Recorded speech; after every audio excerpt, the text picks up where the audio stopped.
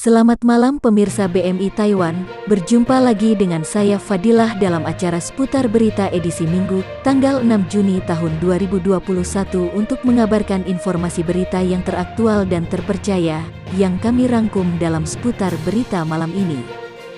Nasib sejumlah pekerja migran Indonesia, PMI, yang akan diberangkatkan ke Taiwan masih terkatung-katung. Pasalnya, hingga kini pemerintah Taiwan masih menutup penempatan PMI ke negaranya. Salah seorang PMI asal Pati, Jawa Tengah, Iswatun mengatakan sudah setahun dirinya belum bisa kembali ke tempat kerjanya yakni di Taiwan.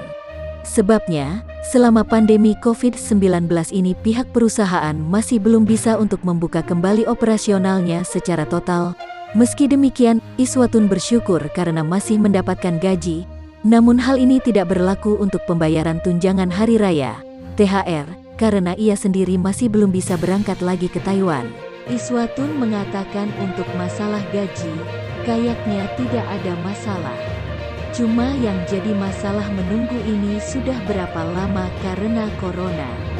Saya dari bulan 1 tahun lalu, sampai sekarang itu karena corona belum bisa balik ke sana, ujarnya. Sementara itu, pelaku usaha dari Perusahaan Penempatan Pekerja Migran Indonesia, P3MI, Anton menegaskan bahwa penundaan penempatan ke Taiwan disebabkan oleh kebijakan zero cost atau pembebasan biaya, bukan karena COVID-19.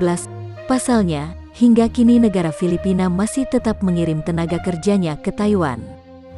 Menurutnya, kebijakan yang diinisiasi oleh Kepala Badan Pelindungan Pekerja Migran Indonesia, BP2MI, Benny Ramdhani sebetulnya mendapat penolakan dari para pengguna jasa di negeri Taiwan tersebut. Anton kembali mengatakan jadi harapannya ada di Benny sekarang untuk bicara ke Taiwan. Karena ini bukan soal COVID. Mereka sering bilang, Filipina lebih parah dampak pandeminya, tapi Filipina gak tutup, masih jalan ke Taiwan. Mungkin kalau majikan disuruh tanggung 20,000 NTD kalau dirupiahkan setara 10 juta rupiah masih mau. Ibaratnya tanggung tiket pulang atau uang visa. Jadi zero cost ini, semua biaya dari makan, BLK, semua pemerintah yang tanggung. Katanya negara hadir gak taunya majikan yang disuruh bayar, ungkap Anton. Saya belum terbang ke Taiwan, masih di rumah sudah 1,5 tahun. Tidak ada pemasukan apalagi kondisi pandemi saat ini susah cari kerja, ujar Lasmini dalam kesempatan yang sama. Para calon majikan di Taiwan merasa keberatan dengan zero cost karena mereka harus menanggung semua biaya pemberangkatan calon PMI sebesar 70,000 NTD atau setara 35 juta rupiah. Ia pun berharap agar Kepala BP2MI, Benny Ramdhani segera melakukan pertemuan secara langsung dengan pihak Taiwan untuk menemukan win-win solution dari kebijakan zero cost tersebut. Sebagai informasi, sejak Taiwan menutup penempatan PMI pada Desember lalu, hingga kini ada sekitar 6.000 calon PMI yang menunggu pemberangkatan ke negara tersebut.